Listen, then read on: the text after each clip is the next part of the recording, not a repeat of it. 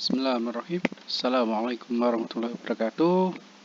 Ya, pada video kali ini saya akan membahas salah satu mata pelajaran yang diujikan di dalam sebuah SNPT, yaitu adalah penalaran matematika.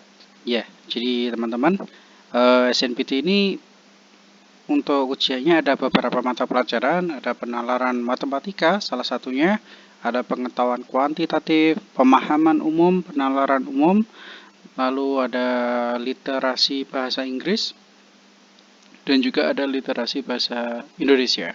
Kali ini saya akan membahas penalaran matematika bersama saya, Papa Esta, dari LPP Sigma Education.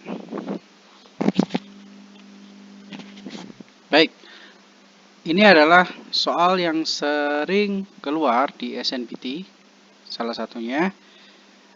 Soal ini lebih menekankan pada rasio dan bangun datar, teman-teman. Jadi mungkin kalau teman-teman ingat, ini merupakan salah satu mata pelajaran yang ada di SMP sebenarnya, teman-teman. Tapi kenapa kok dimasukkan dalam SNPT?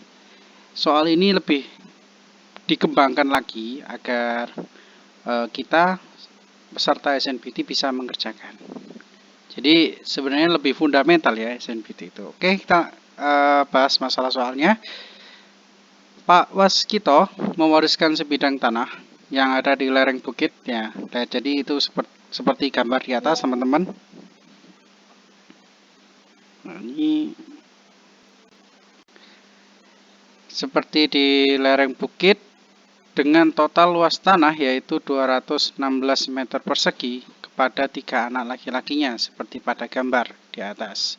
Total luas tanah yang diperoleh anak sulung dan anak kedua Pak Waskito adalah luas tanahnya itu 216 dibagikan kepada ketiga anaknya. Kita berasumsi bahwa pembagian tanahnya itu merata ya.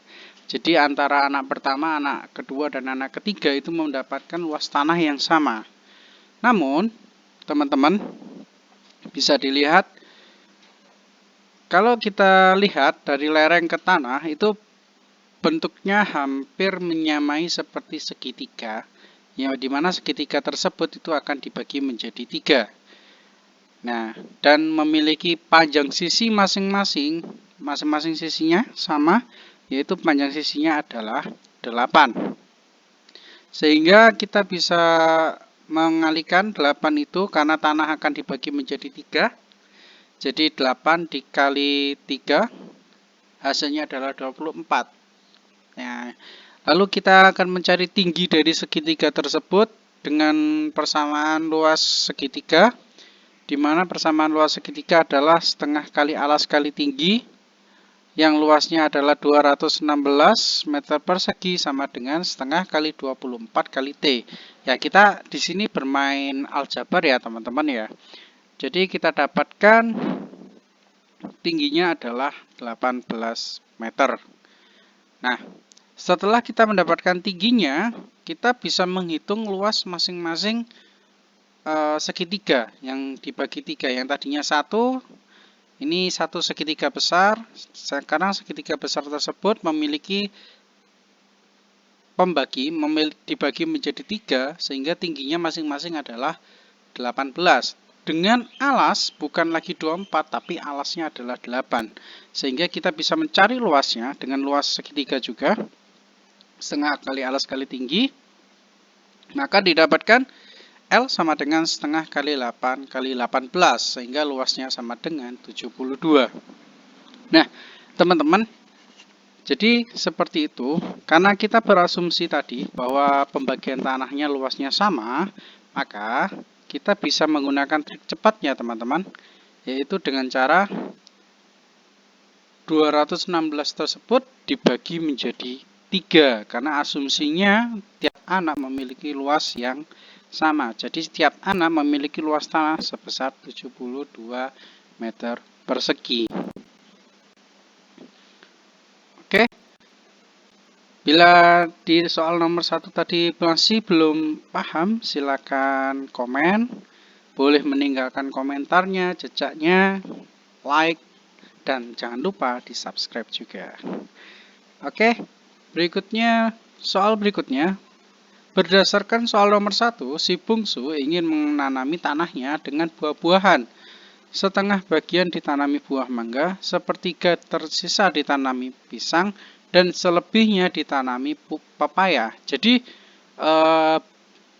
mangga ada setengah bagian luas dari tanah yang didapatkan anak bungsu ditanami mangga, dan sepertiganya ditanami pisang, dan sisanya itu ditanami pepaya. Jadi kita bisa mencari luas masing-masing yang didapatkan mangga, pisang, dan pepaya. Nah, mangga mendapatkan setengah luas awal, berarti setengah dikali 72, kita ketemu 36. Lalu sepertiga untuk pisang, sepertiga dikali 72 kita dapat 24. Lalu sisanya 1/6, kita kalikan 72 mendapatkan 12. Nah, dari masing-masing luas yang didapat oleh mangga, pisang, dan pepaya ini kita bandingkan, teman-teman. Kita buat sebuah rasio, yaitu adalah 36 dibanding 24 dibanding 12, teman-teman. Nah, kalau kita menjawabnya langsung 36 banding 24 banding 12, mungkin kita tidak akan menemukan jawabannya. Maka dari itu, kita sederhanakan, teman-teman. Jadi kita bagi 12. Kita bagi 12 sehingga ketemu 3 banding 2 banding 1. Jadi yang C, teman-teman. Ya, mudah, soalnya mudah. Cuma terkadang kita terjebak dengan kata-kata, dengan kalimat-kalimatnya. Jadi terkadang teman-teman yang belajar SNBT, wah ini soalnya sangat susah ya. Tapi sebenarnya kalau kita pahami benar-benar, kita pelajari konsepnya secara benar, nah itu mudah sekali, teman-teman. Sangat-sangat mudah.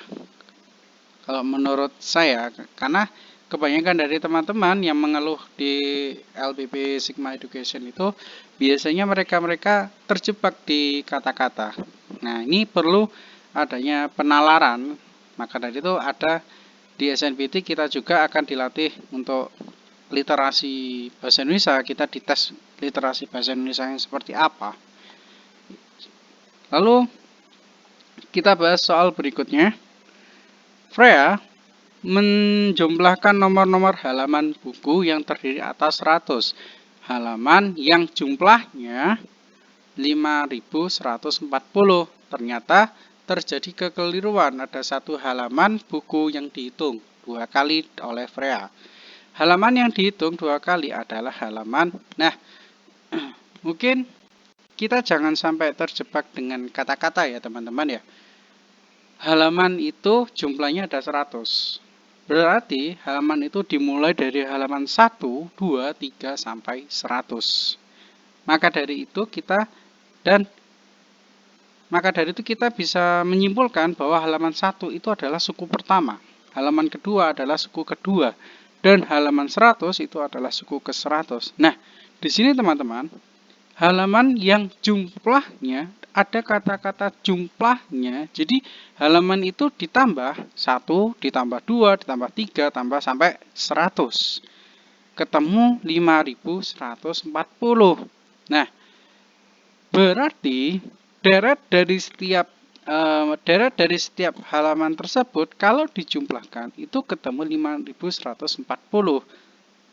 Lalu dikoreksi lagi oleh Freya, ternyata salah. Ada satu halaman yang dia ulang 2 kali. Nah, di sini kita menerapkan konsep deret aritmatika. Nah, ini halamannya 1, 2, 3 sampai 100. Di mana 1 itu adalah suku pertama. Biasanya suku pertama di dalam sebuah barisan matematika, barisan aritmatika maupun deret aritmatika itu disimbolkan dengan huruf A. Lalu suku ke N itu suku ke 100 ya. N-nya itu adalah N di sini. N di sini teman-teman. N itu kalau N-nya 1 berarti dia ada di suku ke 1. Berarti kalau N-nya 100 berarti dia adalah suku 100.